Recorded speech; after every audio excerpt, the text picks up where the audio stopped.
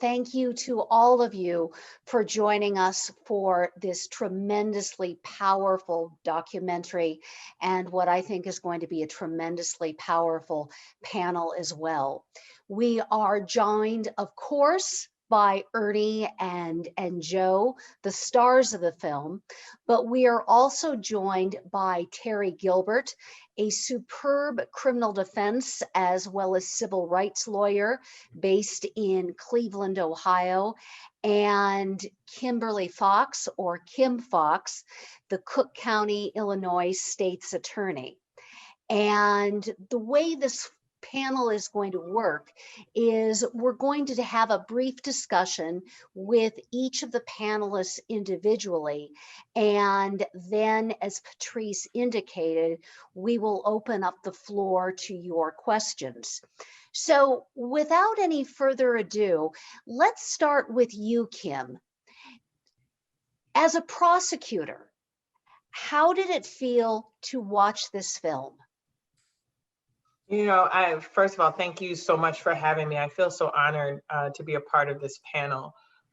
Watching it, you know, as a prosecutor, we come in after Ernie and Joe do what they do, and you know, bring these folks to the justice system. And one of the things that's often incredibly disheartening is that I recognize that the people who have made it to the criminal justice system have these underlying needs, have these issues that are not necessarily criminal issues, that are like issues related to all of our humanity, have disabilities that are real, recognizable, treatable, and yet rather than the treatment, they end up at the criminal justice system. So watching it and watching kind of the connection to what people are dealing with, struggling with in the moment, you know, watching the story of Kendra and then seeing her later in the film, I admittedly wept because it was the personification of what we know is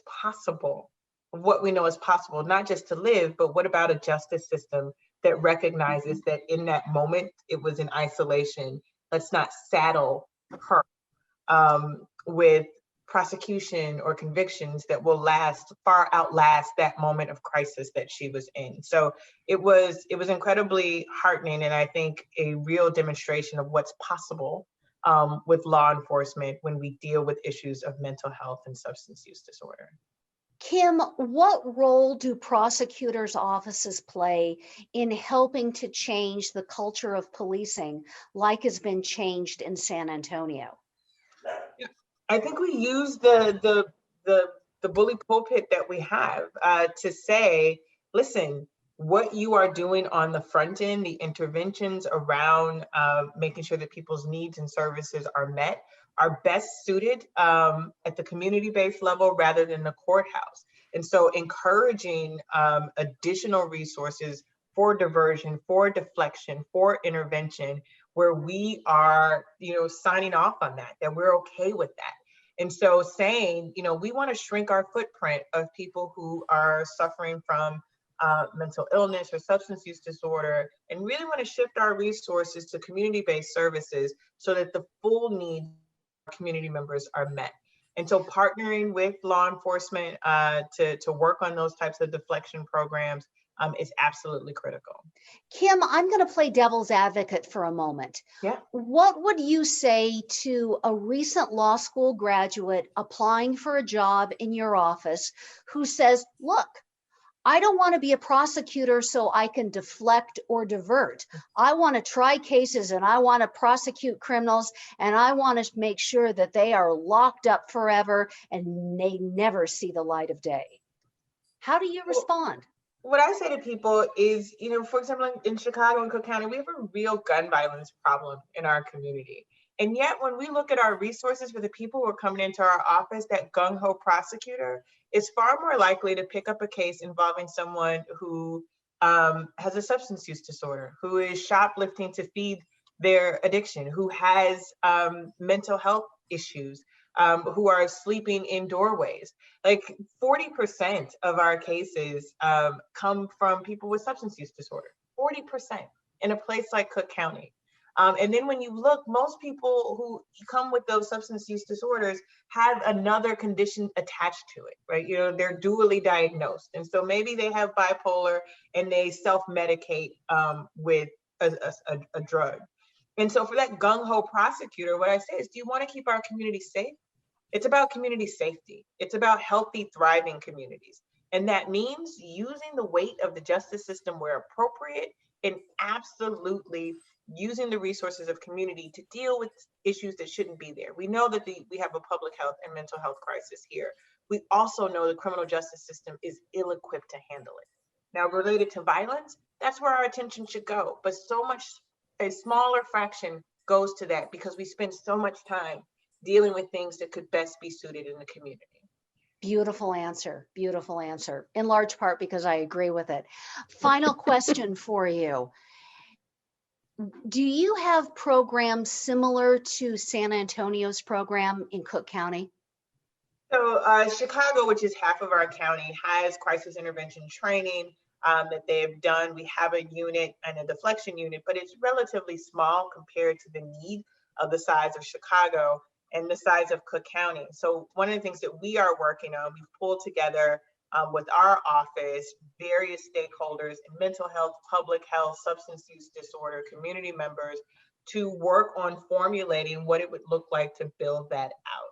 And so I think the selling point of what Joe and Ernie are doing are watching it play out in real time. I remember the line in the film is like, well, if I would have signed up for this Hug a Thug programming, and watching it in reality. I think when people see and know, and our officers here, they know those calls.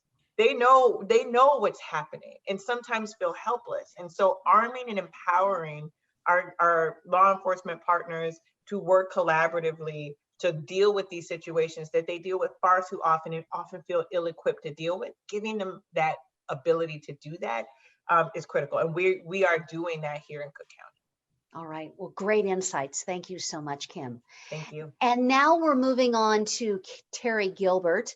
And our watchers may notice that there is a book in back of Terry called Trying Times, and that is Terry's recently released autobiography, and I commend it all to you. Terry, in your book, you spend a substantial amount of time talking about the really significant civil rights suits that you've handled over the years, in particular, civil rights suits against police departments. And members of the general public, when they see footage of police violence, many times which involve people with serious mental illness, their first reaction is, well, why doesn't the family just go ahead and sue the police department? What are some of the challenges that civil rights attorneys like you face?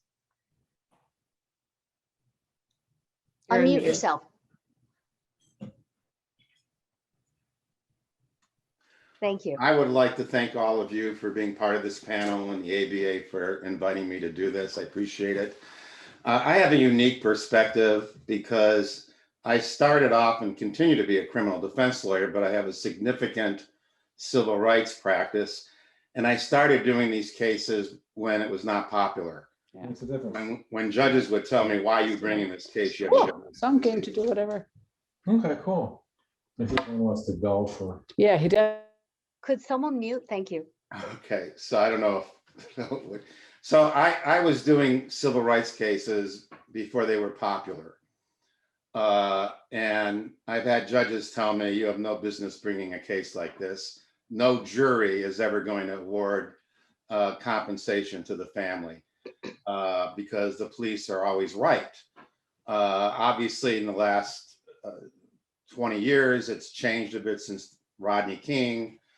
And as we know, the many victims of police violence that we've seen, particularly in the last 5 years, and most recently, the George Floyd situation, where people are beginning to now wake up and discuss the issue of policing.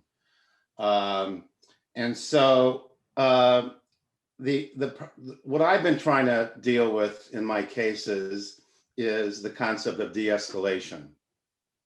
because invariably most incidents of violence between police and citizens is brought upon by an aggressive approach by policing. And I think Joe and Ernie talked about that in their film.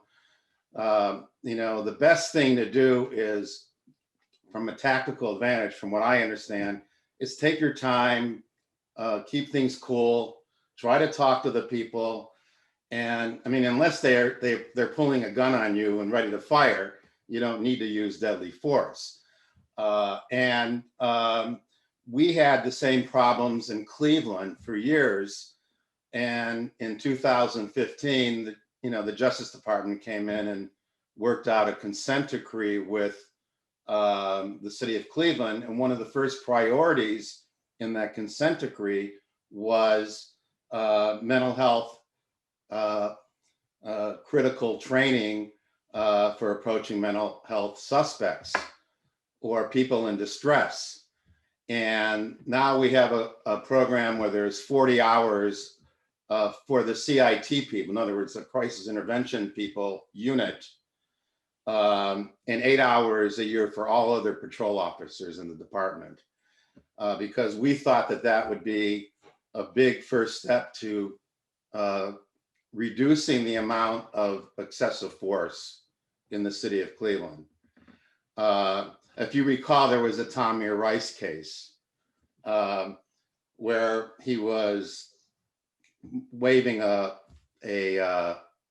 toy gun, but the officers pulled up right next to him and didn't have any space or time to deal with what was going on with that 12-year-old boy, and immediately opened fire. And that shouldn't happen in our policing. So I think that there's a role for civil rights actions. Obviously, the families deserve to be compensated, and we also try to do get some collaborative agreements with the police department and the cities to change their policies if we can in a settlement agreement. So that's good. But the big problem with getting justice for the families is getting police prosecuted if they commit crimes. That's the most difficult part. We could talk about that later, but their sense of justice is not necessarily money. It's to have accountability for the individual officers who commit criminal activity. Well, and in the meantime, initiatives like CIT are tremendously powerful prophylactic measures that hopefully will reduce incidents like this. Terry, one of the impediments to successful civil rights suits, or even for civil rights attorneys like you picking them up, is something called qualified immunity. Would you explain to our listeners what qualified immunity is and what future you see for that concept? Well, there's currently a very major debate on qualified immunity. Qualified immunity was a judicial defense created by the courts, and particularly the Supreme Court back many years ago. And basically what it does, that it protects a police officer for being held accountable civilly for constitutional violations if they weren't aware that this particular situation was unconstitutional. And so many of our cases get dismissed before we don't even get a trial because of the qualified immunity doctrine that allows for police and cities to challenge whether or not the qualified immunity applies. And the decisions in the courts are all over the place. They're different from one circuit court to another. And that is why in the George Floyd Justice and Policing Act, that there is a provision in that, at least in the House version of it, to get rid of qualified immunity because it allows for a very high standard or creates a very difficult standard for litigants, plaintiffs, to be able to get to a trial and have their day in court where both sides present evidence and a jury decides. So it's a very complicated process, but it allows police to avoid accountability in the civil rights litigation process. All right. Well, thank you. Thank you for unpacking that concept, Terry. And now we are moving on to the stars of the documentary, Ernie Stevens and Joe Smarro. Both of them have retired from the San Antonio police force and have moved on to tremendously innovative and transformative new chapters in their life. They can tell you more about that later. But let's start with you, Ernie. I have seen the portion of the clip with Kendra so many times, and like Kim, I always get a lump in my throat when I see it. And to me, one of the most moving portions of that clip was when she climbed down from that bridge, and then she sat down beside you on the curb. What was going through your mind at that point? Well, you know, the whole time we were sitting there talking to her, and I think what's interesting about that part of the clip is Joe and I were in uniform that night, which is very unusual for us. We normally wear plain clothes. And tell people why that is. Well, so we respond in plain clothes because we want to, you know, be as unauthoritative as possible upon our first response. You know, when we meet somebody, just your mere appearance alone is a show of force.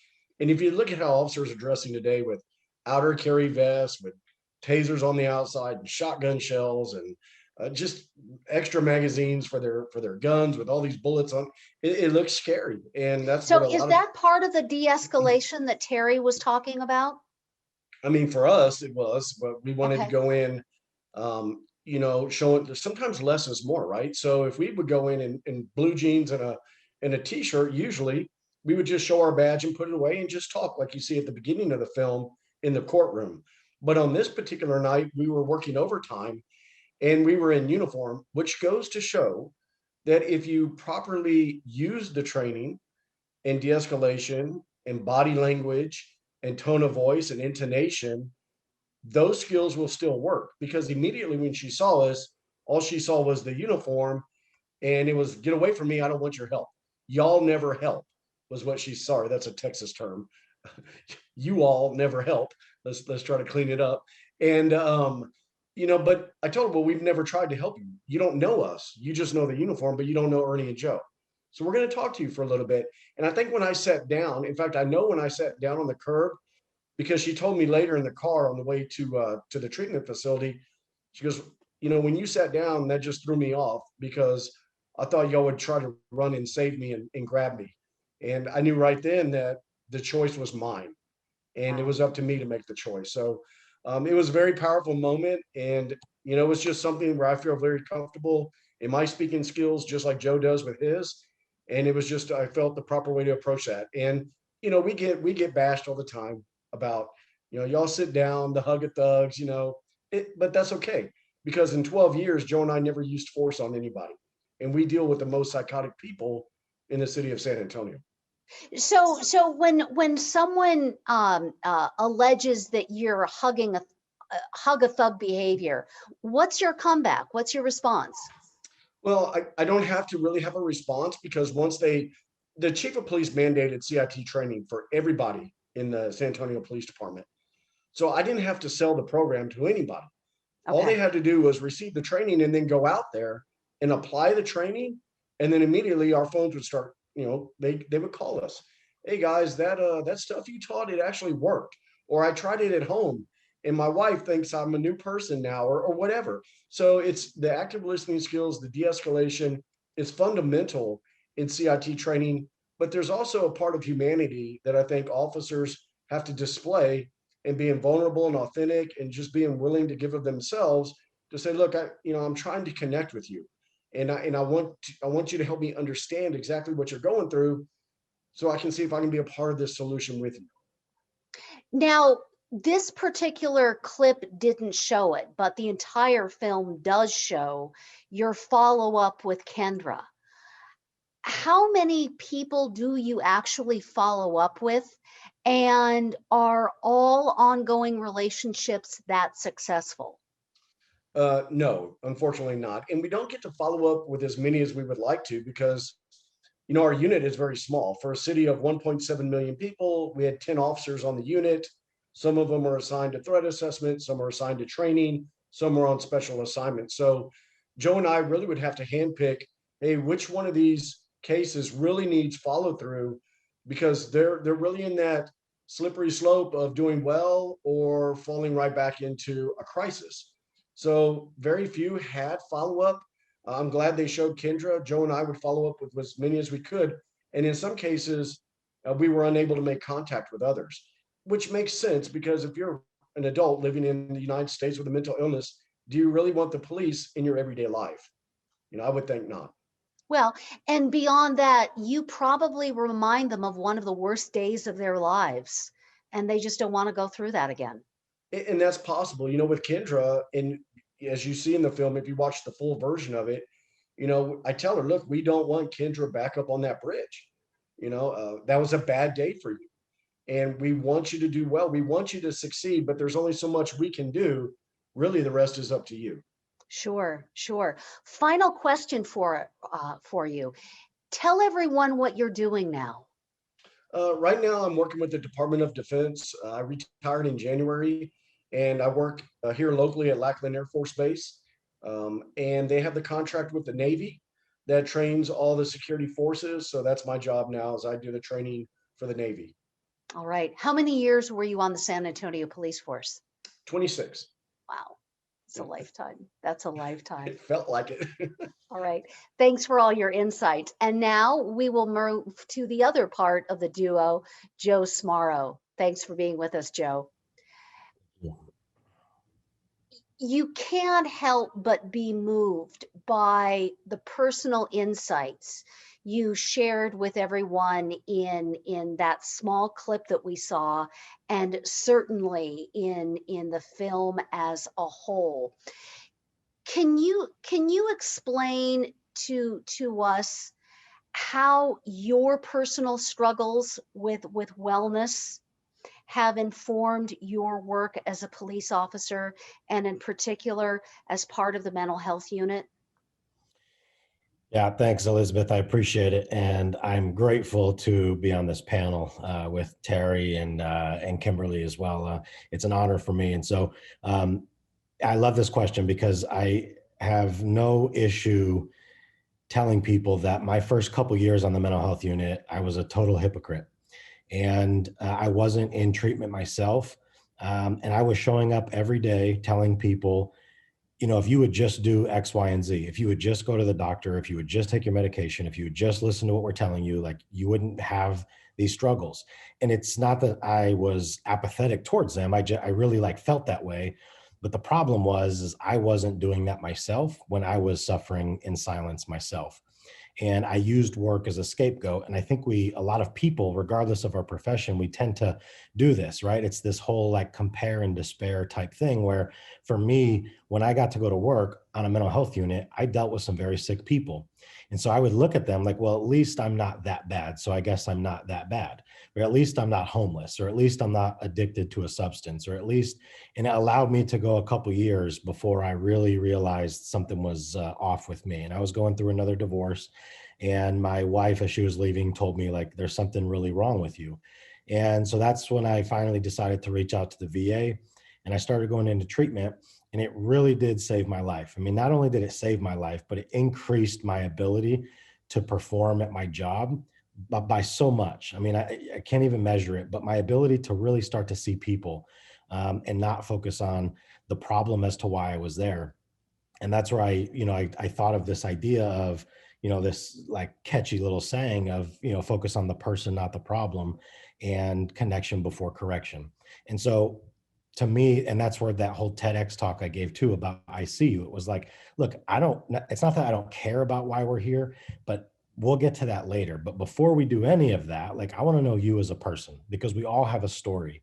And I think when we're willing to share our story, like our true, honest story, not our representative self story, not the version we want everyone to think about us, but like our true self, our vulnerable, scared, unsure, insecure selves, we realize that we have far more in common than not. And I really felt like, by the grace of God, I was on this side of the 911 call instead of that side, but I'll be for a few choices, I would be the one that the police are responding to. And so I'm going to ask you the same sort of question I asked Kim.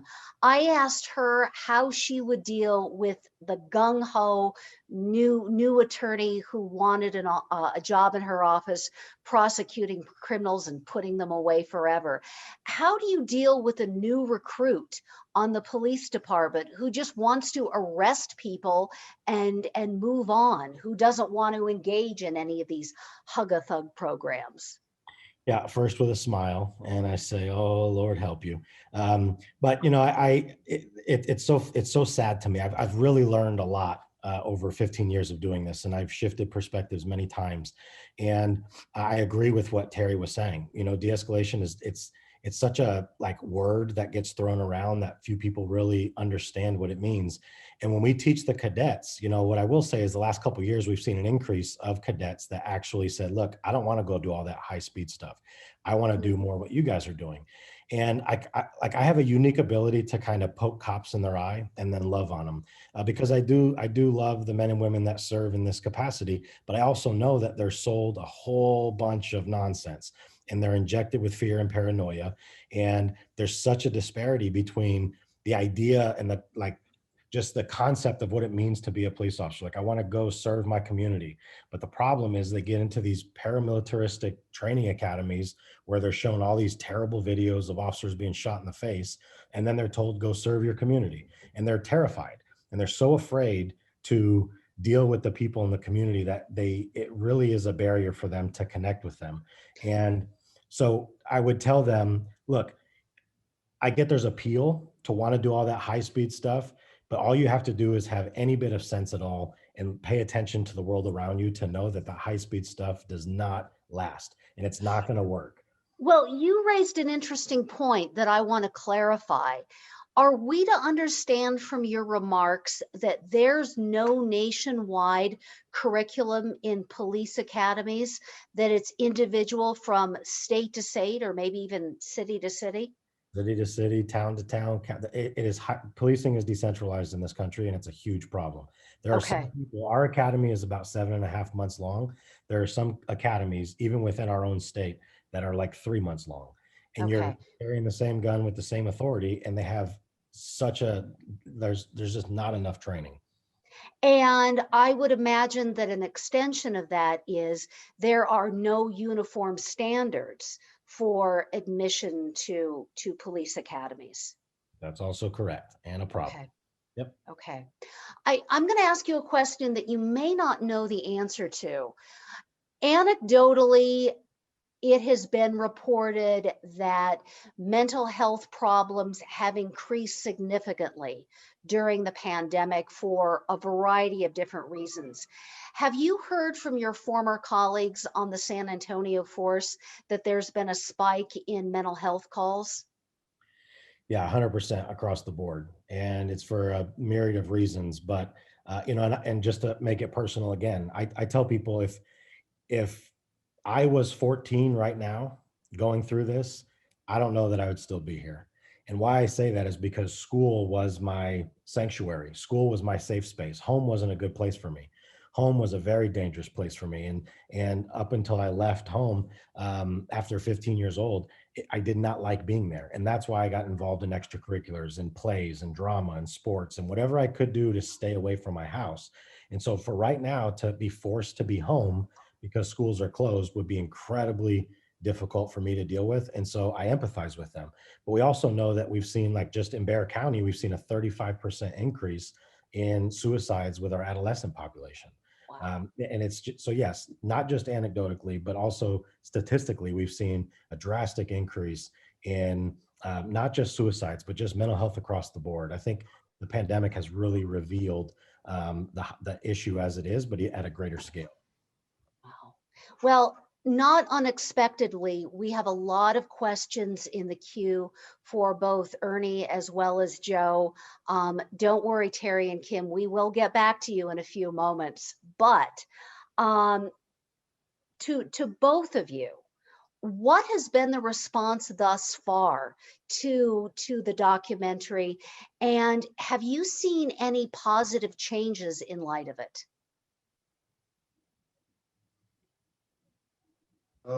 We've had incredible success with this documentary. Jen McShane hit a home run with this documentary. When she was filming it, Joe and I were just confused about why anybody would be interested about two white police officers in Texas dealing with mental health calls was beyond me. But of course, she's smarter than the both of us, of course. And we saw great success. And what we saw traveling on the film festival tour was the acceptance from communities. From every community that we went to, we would hide kind of in the audience. They would show the film, and then they would call us up for a Q&A. And the people felt the connection as if, hey, I know these two guys personally now because I sat in here and I watched them.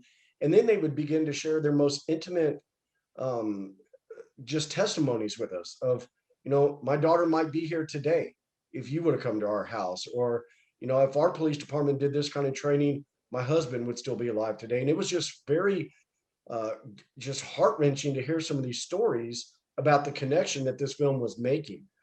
And I'm sorry, the second part of your question.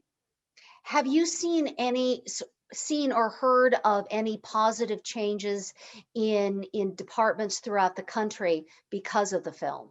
Yes. We just got a newsletter a few months ago about Stillwater Police Department implementing a mental health unit based on the film Ernie and Joe. And I'm sorry, where's Stillwater? That's Oklahoma, I believe. Okay. Is where that one was. And then I was just down in the Rio Grande Valley here in Texas with the FAR Police Department and helped them create and establish their mental health unit, which is now being mirrored by McAllen and some of the surrounding police departments down there. And it was all because of the film. They saw the film and they said, how do we do this here in our community? So then Joe's phone starts ringing, my phone starts ringing, and then we farm out and go out and start helping them devise units that can be sustainable yet effective at the same time. Awesome. Awesome. Do you have anything to add, Joe? Unmute yourself. Sorry about that. That's okay. No, I would piggyback on that and say yes. And again, it's, I've been reached out to several times by people asking for that same thing, or like, hey, we want to start a co-responder model. And so I've been in Greensboro, North Carolina, Shreveport, Louisiana, Baton Rouge, all over Iowa.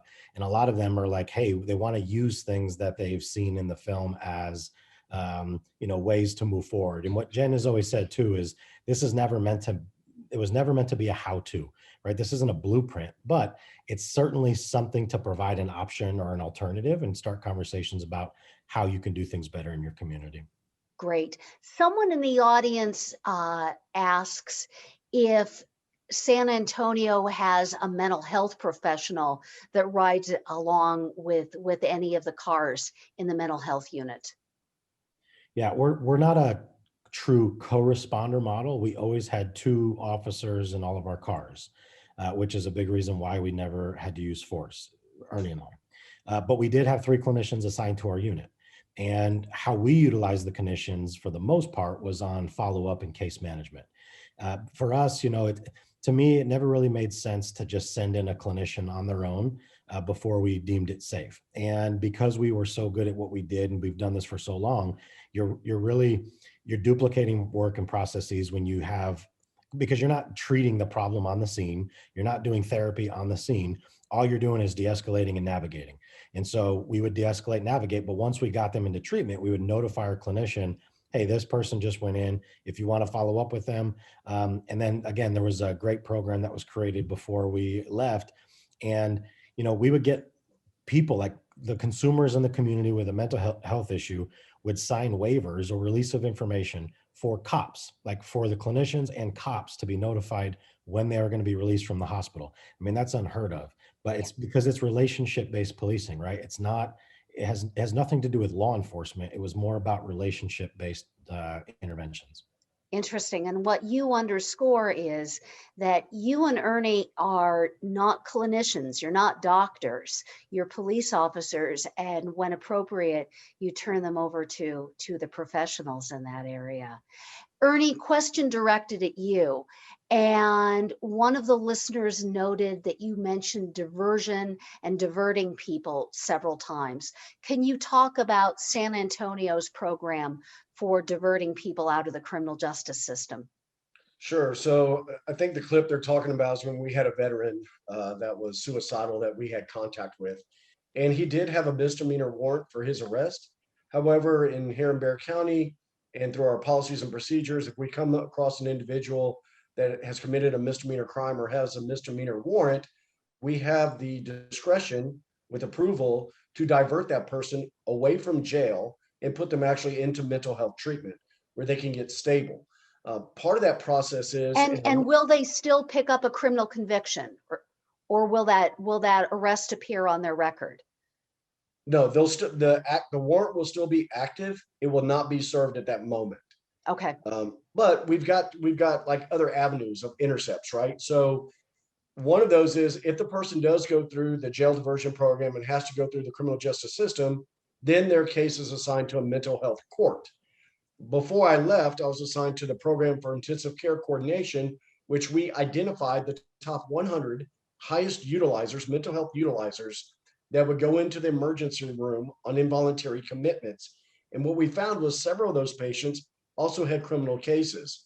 So I would be able to go to the court and contact the public defender's office for the mental health court and ask them about this client. I would get the waiver signed by the client saying, are you okay if I talk about your case, because I'm here to try to work with you on a treatment plan and hopefully get your case dismissed.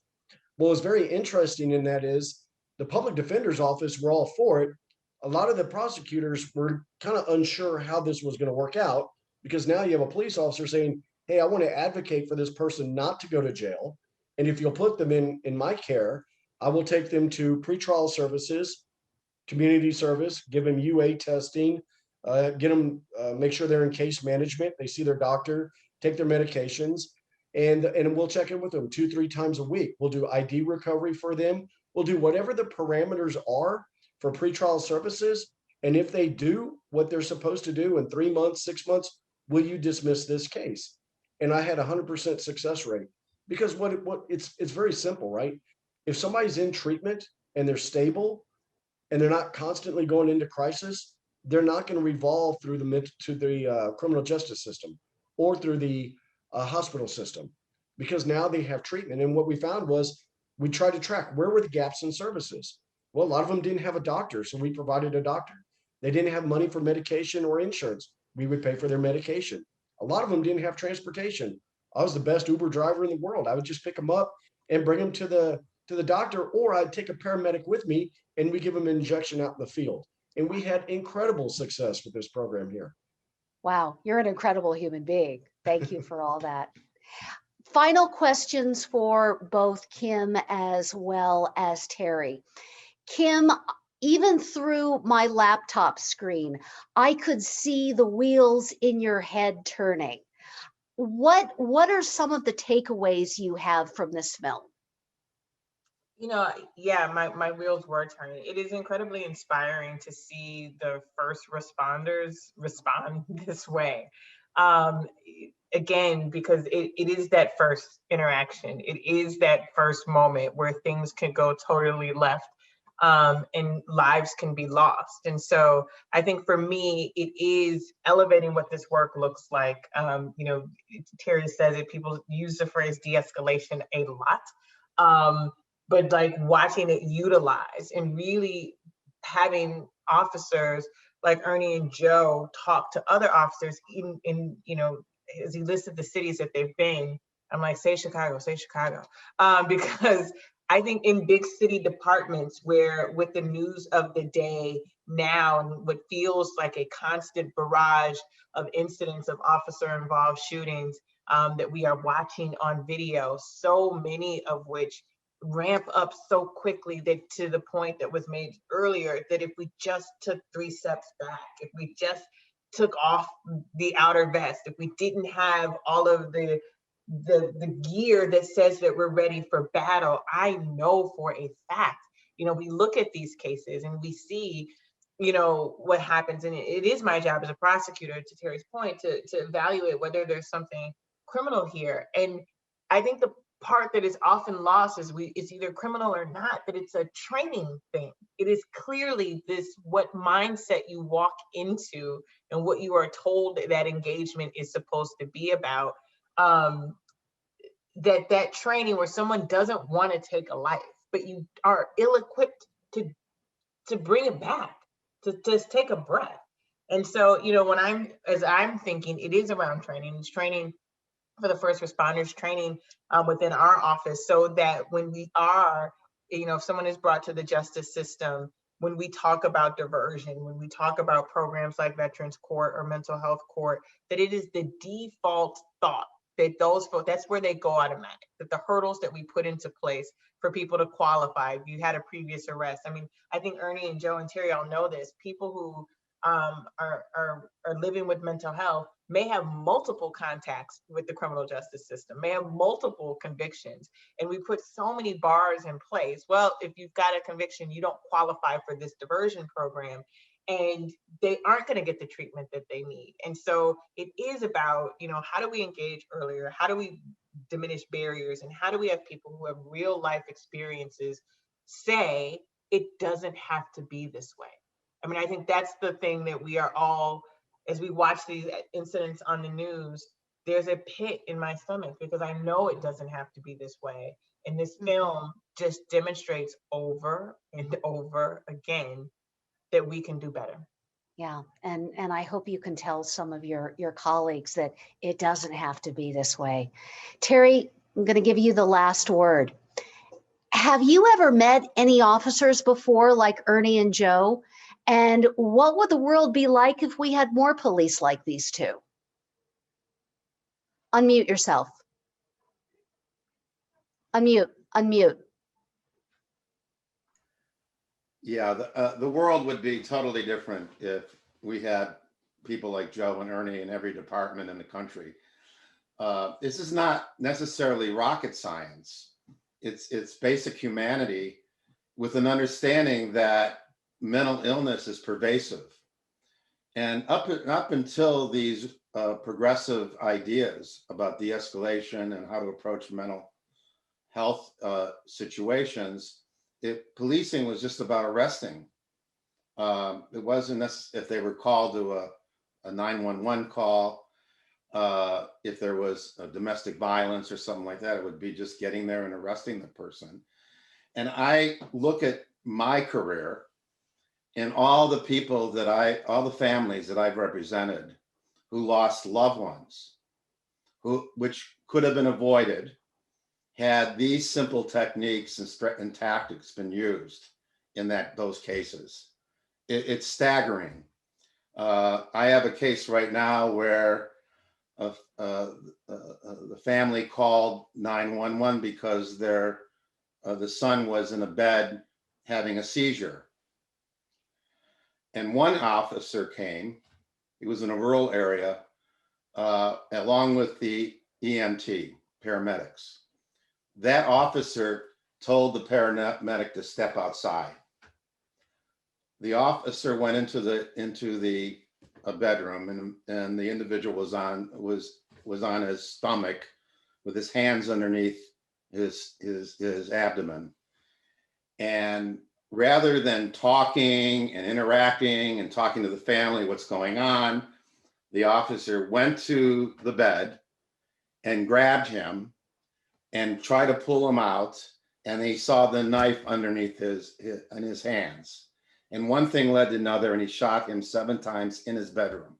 Ouch. Yeah, that's just one example of how they're not trained properly, many of these. And it seems to happen in suburban areas and rural areas. And I think the major cities are getting hip to the whole idea of crisis intervention properly done.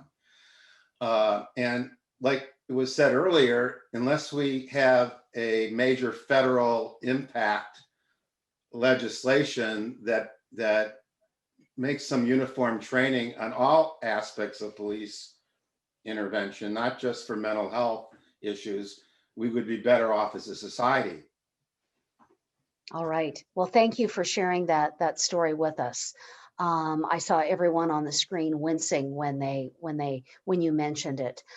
3 very quick announcements. Number 1, the term mental illness has been used during the course of this entire discussion. And I do want to clarify for everyone that people with intellectual and developmental disabilities, conditions like autism spectrum disorder, are often the victims of police violence. And I hope that people will be sensitive to that as well, and that police officers as well as the general public can all benefit from proper training to handle those sorts of cases. Secondly, I was reminded that this documentary is free to all law enforcement agencies, and you can simply go on the website ERNIEJoeTheFilm.com and make a request. And finally, for all of the attorneys who are watching, you should know that a few years ago, the American Bar Association came out with a comprehensive document called the ABA Mental Health Standards, and I commend that all to you. And there are specific sections for prosecutors, judges, criminal defense lawyers, as well as for law enforcement. So once again, huge thanks to our wonderful panelists and all of the insights that you have provided to us. Thanks to the ABA and all its sponsoring entities. And finally, thank you to all of you who are listening live or later in archive. And we hope that this proves useful to you. Have a good day.